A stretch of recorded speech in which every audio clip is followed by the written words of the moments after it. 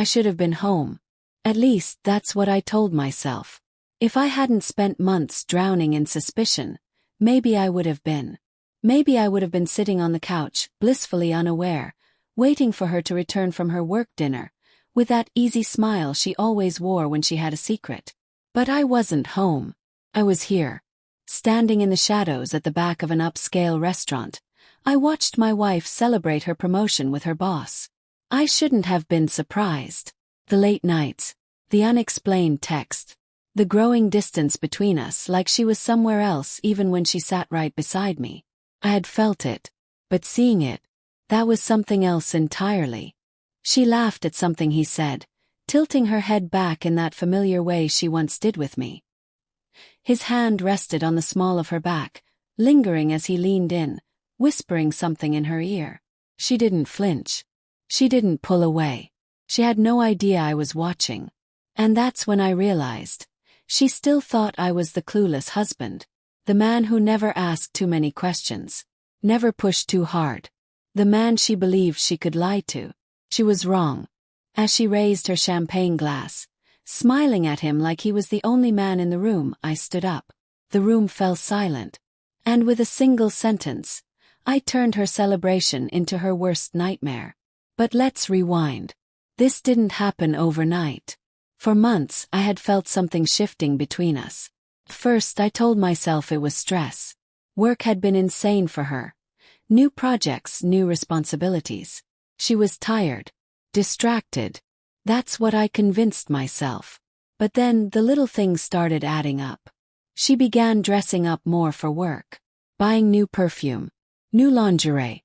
And before you think I'm just some insecure husband who couldn't handle his wife looking good, trust me, that wasn't it. It was the change. The deliberate effort. The way she stopped caring what I thought. Then came the late nights. First, they were rare. Once, maybe twice a month. But soon they became a pattern. Always meetings. Always an urgent deadline that kept her out past dinner. Sometimes past midnight. She was careful though. Careful not to change her routine too much. Careful to still kiss me goodnight. To still ask about my day. But the words felt empty. Hollow. Like she was playing a role, saying what a good wife was supposed to say. So I started paying attention. Really paying attention. I noticed how she always kept her phone face down.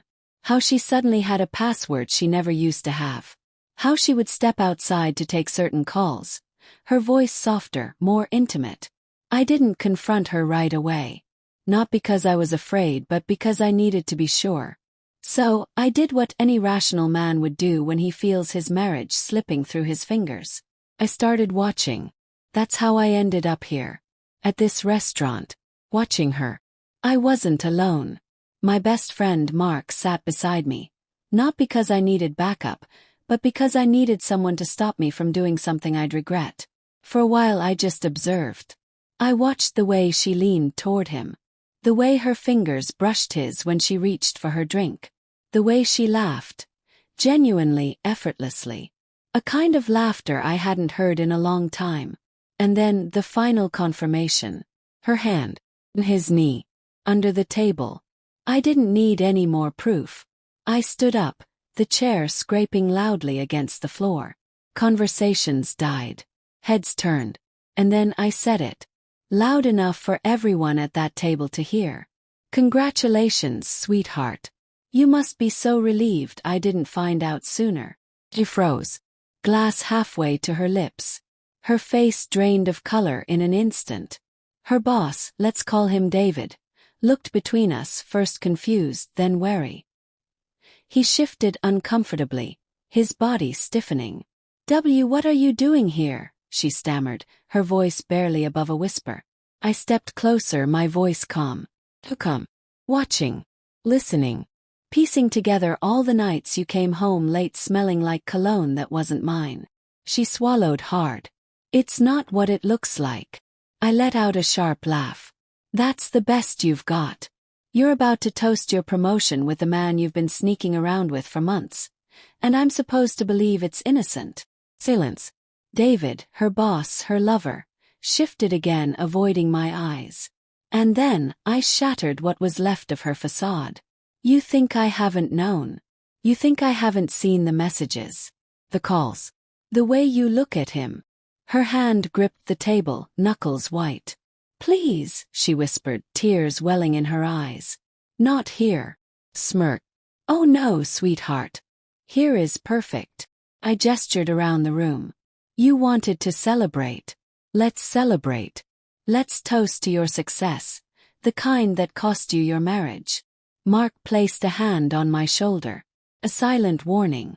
I exhaled, looked at her one last time, then turned and walked away. She followed me outside. Wait, please. Her voice was shaky, desperate. Let's talk. I turned to face her. Now you want to talk. Tears spilled down her cheeks. I made a mistake. I laughed bitterly. A mistake? Well, spilling coffee on your shirt is a mistake. Sleeping with your boss for months. That's a choice. She broke then. Sobbing, begging, swearing it hadn't meant anything. That she still loved me. That we could fix this. I wanted to believe her. God, I did. But the thing about trust. Once it's gone, it doesn't come back. You made your choice, I said, my voice steady. Now live with it. Then I got in my car and drove away. That was 6 months ago. The divorce is almost final. She tried to fight it at first. Tried to convince me to go to counseling. To rebuild. But there was nothing left to rebuild. She lost her job too. Turns out, the company didn't take kindly to affairs between employees and management. And David, he moved on to someone else. 'Cause of course he did. And me. I'm okay. Took time, but I'm okay. There's something freeing about walking away from a lie. About choosing yourself over someone who never chose you. If there's one thing I've learned, it's this. The truth always finds you. You can ignore it. You can pretend it's not there. But one day, it stands up in the middle of a crowded room and forces you to face it. And when that moment comes, there's no going back.